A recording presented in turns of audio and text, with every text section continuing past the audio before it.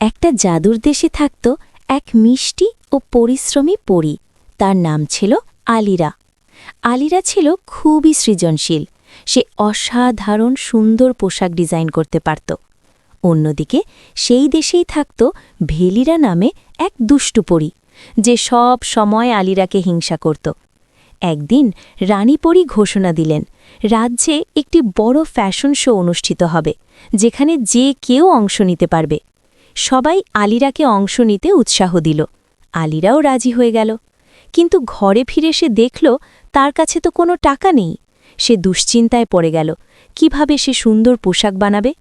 হঠাৎ তার মাথায় এক বুদ্ধি এলো। সে নিজের ছোট্ট বাগানে সবজি চাষ শুরু করল। সেই সবজি বাজারে বিক্রি করত, আর পাশাপাশি অন্যের বাড়িতে কাজ করে কিছু টাকা উপার্জন করত।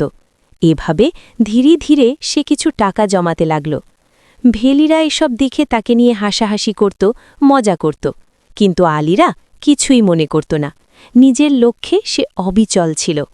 অনেক কষ্টের পর জমানো টাকা দিয়ে আলিরা একটি সেলাই মেশিন কিনল, যাতে সে ফ্যাশন শোর জন্য একটি সুন্দর পোশাক তৈরি করতে পারে। ভেলিরা এটা দেখে আরও বেশি হিংসায় জ্বলতে লাগল। এক রাতে ভেলিরা চুপি চুপি আলিরার বাড়িতে ঢুকে তার ভালো সেলাই মেশিনটি চুরি করে নিয়ে গেল, আর তার জায়গায় একটি ভাঙা নষ্ট মেশিন রেখে গেল। পরদিন সকালে আলিরা ঘুম থেকে উঠে দেখে তার মেশিন ভেঙে গেছে। সে খুব কষ্ট পেল, চোখে জল চলে এলো। কিন্তু কিছুক্ষণ পর সে নিজেকে সামলে নিল, আর সে ভাবতে লাগল সে কিভাবে প্রতিযোগিতার জন্য সুন্দর পোশাক বানাবে। তখন তার মাথায় নতুন একটি সুন্দর আইডিয়া এলো। সে বিভিন্ন রঙের ফুল দিয়ে নিজের হাতে একটি অসাধারণ সুন্দর পোশাক তৈরি করল। সেই ফুলের পোশাক পরে সে ফ্যাশন শোতে অংশ নিল। রানীপরী আলিরার পোশাক দেখে মুগ্ধ হয়ে গেলেন। এত সৃজনশীল ও প্রাকৃতিক সৌন্দর্যে ভরা পোশাক তিনি আগে কখনো দেখেননি। শেষ পর্যন্ত আলিরাই প্রতিযোগিতায় বিজয়ী হল। ভেলিরার দুষ্টামির কথা জানার পর রানীপরী তাকে শাস্তি দিলেন, আর আলিরাকে পুরস্কৃত করলেন। এরপর থেকে আলিরার জীবন সুখে শান্তিতে কাটতে লাগল। তার পরিশ্রম, ধৈর্য আর ভালো মন তাকে সবার প্রিয় করে তুলল। পরিশ্রম ও সততা কখনো বিফলে যায় না, আর হিংসা মানুষকে শুধু ক্ষতির দিকেই নিয়ে যায়। এক দেশে সাইমন আর সিলোরা নামে এক স্বামী স্ত্রী থাকত।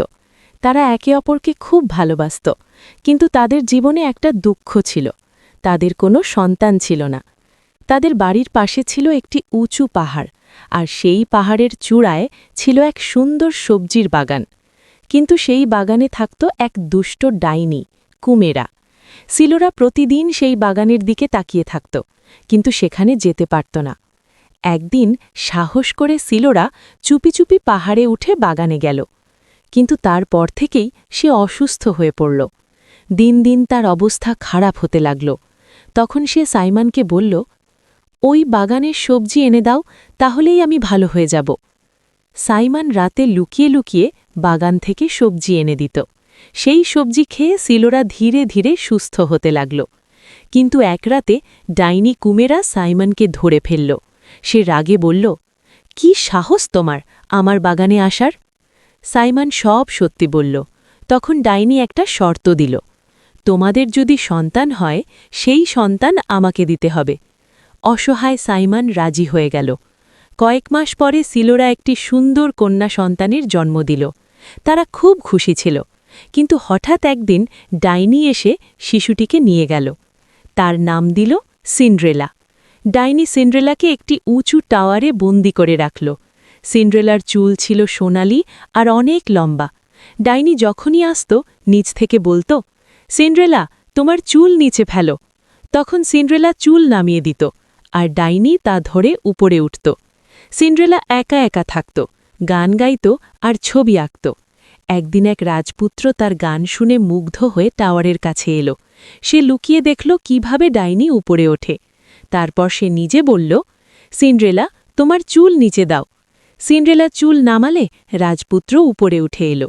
প্রথমে ভয় পেলেও পরে সব কথা জানল। তারা বন্ধু হল, তারপর ভালোবাসা জন্ম নিল। রাজপুত্র প্রতিদিন রাতে এসে সিন্ড্রেলাকে নিয়ে বাইরে ঘুরতে যেত এবং আবার ফিরিয়ে দিত। কিন্তু একদিন ভুল করে সিন্ড্রেলা ডাইনির সামনে রাজপুত্রের কথা বলে ফেলল। ডাইনি খুব রেগে গিয়ে তার লম্বা চুল কেটে দিল এবং তাকে মরুভূমিতে ফেলে রেখে এলো। অন্যদিকে ডাইনি টাওয়ারে অপেক্ষা করতে লাগল। রাজপুত্র এলে সে সিন্ড্রেলার চুলের বদলে নিজেই ফাঁদ পাতল। রাজপুত্র উপরে উঠতেই ডাইনি তাকে নিচে ফেলে দিল। ফলে রাজপুত্র তার চোখের দৃষ্টি হারাল। অন্ধ রাজপুত্র বন জঙ্গল ঘুরে সিন্ড্রেলাকে খুঁজতে লাগল। অনেক কষ্ট করে সে মরুভূমিতে পৌঁছাল। হঠাৎ সিন্ড্রেলা তাকে দেখতে পেল। সে দৌড়ে এসে রাজপুত্রকে জড়িয়ে ধরল। আনন্দে তার চোখ থেকে অশ্রু ঝরতে লাগল। হঠাৎ সেই অশ্রু রাজপুত্রের চোখে পড়তেই অলৌকিকভাবে তার দৃষ্টি ফিরে এলো। তারা দুজন খুব খুশি হল। এরপর তারা রাজ্যে ফিরে গেলেন এবং বিয়ে করে সুখে শান্তিতে বসবাস করতে লাগলেন। ভালোবাসা আর ধৈর্য সব বাধা জয় করতে পারে।